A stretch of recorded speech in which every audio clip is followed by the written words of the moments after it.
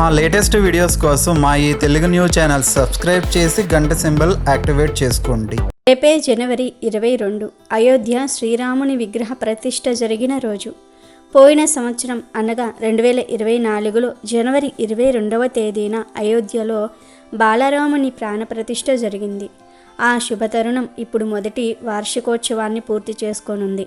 అయితే ఈ సందర్భంగా ఈరోజు ఇంట్లో శ్రీరాముల వారి ఫోటో ముందు ఈ ఆకు మీద దీపం పెడితే చాలు మీ ఇంట్లోని దరిద్రమంతా కూడా పోతుంది. శ్రీరాముడి ఆశీస్సులు అందుతాయి. ఇల్లంతా బంగారుమయమవుతుంది. మీ జీవితం అద్భుతంగా మారిపోతుంది. మీరు పట్టిందల్లా బంగారం అవుతుంది. కాబట్టి అందరూ కూడా ఈ జనవరి 22వ తేదీన ఈ ఆకు మీద దీపాన్ని వెలిగించండి. అలా వెలిగించటం వలన శ్రీరాముడి అనుగ్రహం కలుగుతుంది. అదృష్టం మిమ్మల్ని వరిస్తుంది. కష్టాలన్నీ కూడా పోతాయి. జనవరి 22వ తేదీన ఇంట్లో ఎవ్వరూ కూడా నాన్ వెజ్ తినకూడదు. అంటే మాంసం కూరను వండకూడదు, తినకూడదు. ఈరోజు కాదని నాన్ వెజ్ తింటే 7 జన్మల దరిద్రం పడుతుంది. లేనిపోని కష్టాలు వస్తాయి. ఐశ్వర్యం హరించుకుపోతుంది. కనుక ఎవ్వరూ కూడా ఈరోజు మాంసాహారం తినవద్దు. కూర రూపంలోనే కాదు, ఏ రూపంలోనూ కూడా నాన్ వెజ్ తినవద్దు. అలాగే ఈరోజు మీరు ఉదయం మరియు సాయంత్రం స్నానం చేసే నీటిలో చిటికెడు గంధం పొడిని కానీ లేదా చిటికెడు పసుపును కానీ వేసుకుని స్నానం చేయండి. అంటే మీ దగ్గర ఉండే చిటికెడు గంధం పొడిని అంటే 1/2 స్పూన్ అంత గంధాన్ని నీటిలో వేసుకుని స్నానం చేయండి. గంధం మీ దగ్గర లేకపోతే 1/2 స్పూన్ అంత పసుపుని నీటిలో కలుపుకొని స్నానం చేయండి. అలా గంధాన్ని కానీ పసుపుని కానీ ఈరోజు నీటిలో వేసుకొని స్నానం చేస్తే దరిద్రాలన్నీ కూడా పోతాయి. శ్రీరాముల వారి అనుగ్రహంతో సకల ఐశ్వర్యాలు సిద్ధిస్తాయి. ఒంట్లోని చెడంతా కూడా పోతుంది. మీ శరీరానికి నూతన ఉత్తేజం వస్తుంది. ఈరోజు మీరు ఏం చేసినా చేయకపోయినా ఉదయం 3 సార్లు, మధ్యాహ్నం 3 సార్లు, సాయంత్రం 3 సార్లు శ్రీరామ రామ రామేతి రమే రామే మనోరమే సహస్రనామ తత్తుల్యం రామనామ వరాననే అనే మంత్రాన్ని పఠించండి.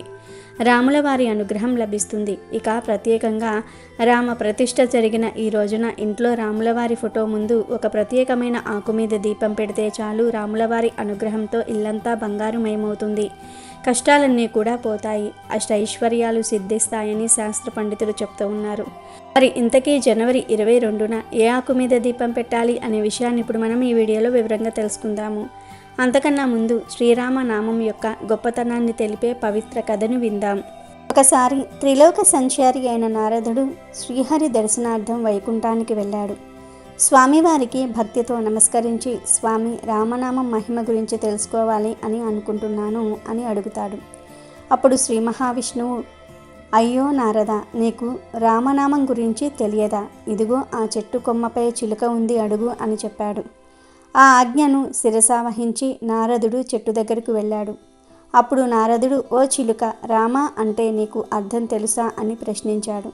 రామ అనే శబ్దం వినేటప్పటికీ ఆ చిలుక చెట్టుపై నుంచి కింద పడి ప్రాణం విడిచింది. అదేంటి రామ అంటే అర్థం ప్రాణం పోవటమా? ఇలా జరిగిందేమిటని మళ్ళీ శ్రీ మహావిష్ణువు వద్దకు వెళ్ళి మీరు చెప్పినట్టే చిలుకను అడిగితే అది వెంటనే కింద పడి ప్రాణం వదిలింది. ఆ చిలుక చావుకు నేను కారకుడనయ్యాను. ఎంత పాపం చేశానని బాధపడ్డాడు నారదుడు. అప్పుడు నారాయణుడు నారదుడిని ఓదార్చి, బాధపడకు నారద, భూలోకంలో ఓ బ్రాహ్మణుడి ఇంట్లో ఓ ఆవుకు దూడ పుట్టింది. వెళ్ళి ఆ దూడను అడుగు అన్నాడు. సరే అని చెప్పినప్పటికీ నారదుడికి మనసులో భయం వేసింది. చిలుకలాగానే ఆవు దూడ కూడా చనిపోతే ఆ యజమాని తనను కొరడా పట్టుకొని కొడతాడేమో అనుకుంటాడు. ఏదైనా కానీ రామనామ మహిమ అర్థం చేసుకోవాల్సిందే అనుకుంటూ ఆ దూడ దగ్గరకు వెళ్ళి నారదుడు, ఓ దూడ, రామ అంటే అర్థం ఏమిటి అని అడిగాడు. తక్షణమే ఆ దూడ కూడా ప్రాణం విడుస్తుంది. అనుకుందంతా అయిందనుకున్న నారదుడు అక్కడి నుంచి చల్లగా జారుకున్నాడు. మళ్ళీ నారాయణుడి వద్దకు వెళ్ళి, స్వామి, ఆవు దూడకు కూడా చిలుకకు పట్టిన గతే పట్టింది. దీని అర్థం ఇంతేనా? రామ అంటే ప్రాణం పోవటమేనా అని అడిగాడు. అప్పుడు విష్ణువు, నారద, అప్పుడే ఓ మహారాజుకు లేక కుమారుడు పుట్టాడు. ఆ కుమారుడిని అడుగు అన్నాడు. దైవాజ్ఞకు ఎదురు చెప్పలేక నారదుడు బయలుదేరాడు. కానీ కొంత దూరం పోయి వెనుకకు తిరిగి వచ్చాడు. వచ్చి విష్ణువుతో, స్వామి, ఆ చిలుకకు దూడకు ఎవరూ లేరు కాబట్టి నాకేం కాలేదు. కానీ ఇప్పుడు ఆ రాకుమారుడికి ఏమైనా జరిగితే పరిస్థితి ఏంటి? నాకు నీ దర్శనం కూడా లేకుండా పోతుంది. సరే, ఏం జరిగినా అంతా నీదే భారం అనుకుంటూ రాజ్యానికి వెళతాడు. వారసుడు పుట్టినందుకు సంతోషించిన ఆ రాజు నారదుడిని చూసి సకల మర్యాదలతో ఆహ్వానం పలుకుతాడు. మీరు మంచి సమయానికి వచ్చారు. లేక లేక నాకు కుమారుడు జన్మించాడు. మీరు ఆశీర్వదించండి అని ప్రార్థిస్తాడు. లోపల భయం ఉన్నప్పటికీ చిరునవ్వులు చిందిస్తూ రాకుమారుడిని చేతుల్లోనికి తీసుకుంటాడు నారదుడు.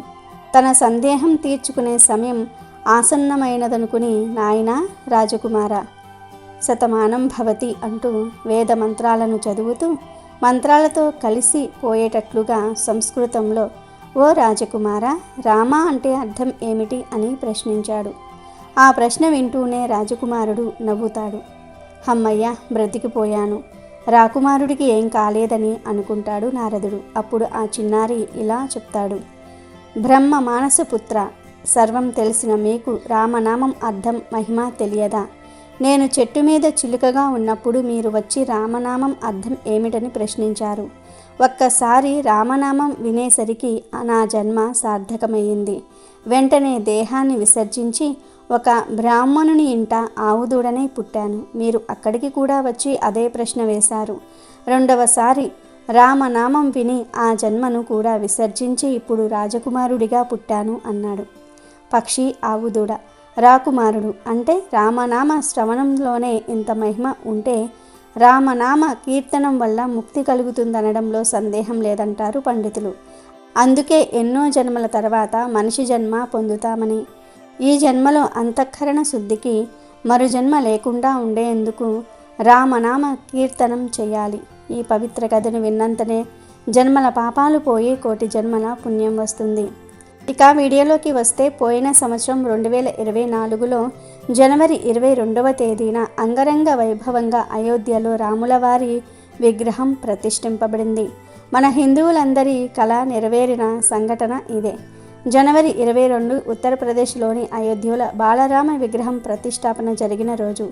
దివ్య రామ మందిరంలో ఆ బాలరాముడు కొలువు తీరిన ఆ శుభ తరుణం ఇప్పుడు మొదటి వార్షికోత్సవాన్ని పూర్తి చేసుకొనున్నది. గత ఏడాది జనవరి 22న మన హిందువులందరికీ పెద్ద ఎత్తున అయోధ్య నుండి అక్షింతలు అందాయి. ఈ పవిత్రమైన అక్షింతలను ప్రతి ఒక్కరూ కూడా పూజగదిలో భద్రపరుచుకొని శ్రీరాముణ్ణి పూజించారు. ఎంతో శుభ ముహూర్తమైన జనవరి 22న మధ్యాహ్నం 12 గంటలకు రాములవారి విగ్రహ ప్రతిష్ఠ జరిగిన రోజున ప్రతి హిందువు తమ ఇంట్లో అయోధ్య అక్షింతలతో పూజ చేసుకుని 5 దీపాలు వెలిగించారు. ఇంతటి పవిత్రమైన రోజు మళ్ళీ రాబోతుంది. గత సంవత్సరంలో ప్రతి హిందువు ఎంతో భక్తి శ్రద్ధలతో శ్రీరాముణ్ణి పూజించారు. ఇప్పుడు కూడా అంతే భక్తి శ్రద్ధలతో రాముల వారిని పూజించి రాముల వారిని ఒక్కసారి గుర్తు చేసుకుంటే కోటి జన్మల పుణ్యం వస్తుంది. విష్ణుమూర్తి స్వరూపమే శ్రీరాముడు కాబట్టి ఈ జనవరి 22వ తేదీ బుధవారం నాడు విష్ణు స్వరూపమైన వెంకటేశ్వర స్వామిని కానీ, శ్రీరాముణ్ణి కానీ, కృష్ణుణ్ణి కానీ, నరసింహస్వామిని కానీ పూజిస్తే అష్టైశ్వర్యాలు కలుగుతాయి. ప్రతి సంవత్సరం ఈ తేదీని గుర్తుపెట్టుకుని విష్ణుమూర్తిని పూజించండి. ఖచ్చితంగా మీ ఇంటికి సకల శుభాలు చేకూరతాయి.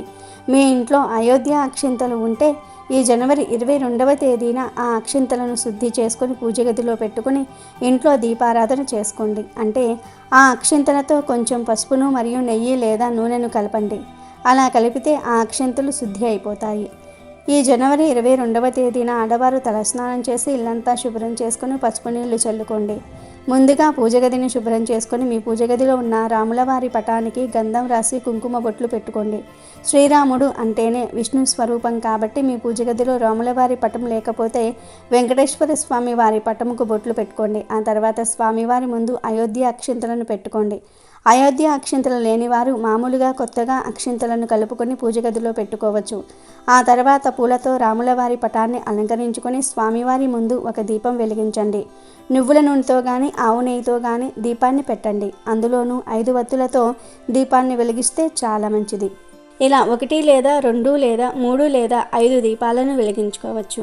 మీ ఓపికను బట్టి ఎన్ని దీపాలను అయినా సరే వెలిగించుకోవచ్చు. ఇక ప్రత్యేకంగా ఈ దీపాన్ని రావి ఆకు మీద కానీ వేప ఆకు మీద కానీ వెలిగిస్తే శ్రీరాముని ఆశీర్వాదం కలుగుతుంది. ఇక మీకు అన్ని శుభాలే జరుగుతాయి.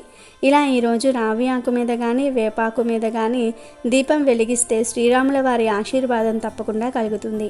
మీ కష్టాలన్నీ కూడా పోతాయి, సమస్యలన్నీ కూడా పోతాయి, అదృష్టం మిమ్మల్ని వరిస్తుంది, విపరీతమైనటువంటి ధనలాభం కలుగుతుంది. మరి రావి ఆకు మీద లేదా వేప ఆకు మీద దీపం ఎలా పెట్టాలి అంటే, ముందు రావి ఆకును కానీ లేదా వేప ఆకును కానీ, అంటే వేప రెమ్మను గానే తీసుకొని ఆ ఆకుకు 5 చోట్ల పసుపుతో కుంకుమతో బొట్లు పెట్టండి. తర్వాత ప్రమిదను ఆకు మీద పెట్టి ఆవు నెయ్యి కానీ నువ్వుల నూనె కానీ పోసి దీపాన్ని వెలిగించండి. మీరు 1 లేదా 2 లేదా 3 లేదా 5 ఇలా మీ ఇష్టాన్ని బట్టి ఎన్ని దీపాలు అయినా సరే వెలిగించుకోవచ్చు.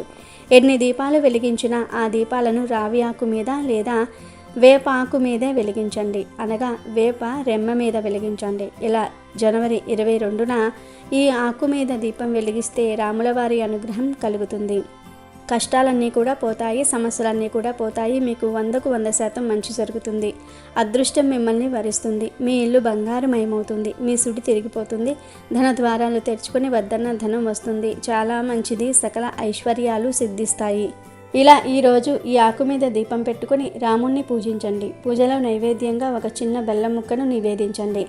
ఇలా పూజ చేసేటప్పుడు శ్రీరామ జయరామ అనే మంత్రాన్ని 108 సార్లు జపించండి. చివరిగా స్వామివారికి హారతి ఇచ్చి పూజ గదిలో ఉన్న అక్షింతలను తలపైన వేసుకోండి. ఈ విధంగా ఉదయం పూజ చేసుకుని సాయంత్రం సమయంలో ఇంటి గుమ్మం ముందు 2 దీపాలు, తులసి కోట ఉన్నవారు తులసి ముందు 1 దీపాన్ని వెలిగించండి. ఇలా ఈరోజు శ్రీరాముని పూజిస్తే మీ ఇల్లంతా అష్టైశ్వర్యాలతో నిండిపోతుంది. మన జీవితం సాఫీగా సాగుతుంది అని పండితులు అంటూ ఉన్నారు. ప్రతి సంవత్సరం ఈ జనవరి 22వ తేదీన ఖచ్చితంగా శ్రీరాముణ్ణి పూజించాలనే నియమం ఏమీ లేదు. కానీ మనం నమ్మకంతో చేసుకోవటంలో తప్పేమీ లేదు కదా.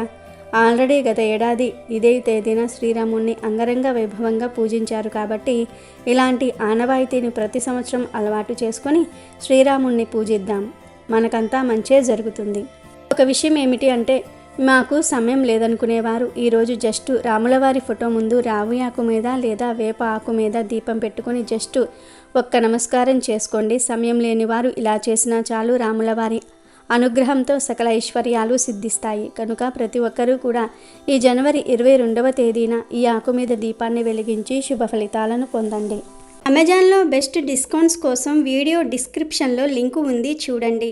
అలాగే మా టెలిగ్రామ్ ఛానల్ సబ్స్క్రైబ్ చేసుకోండి.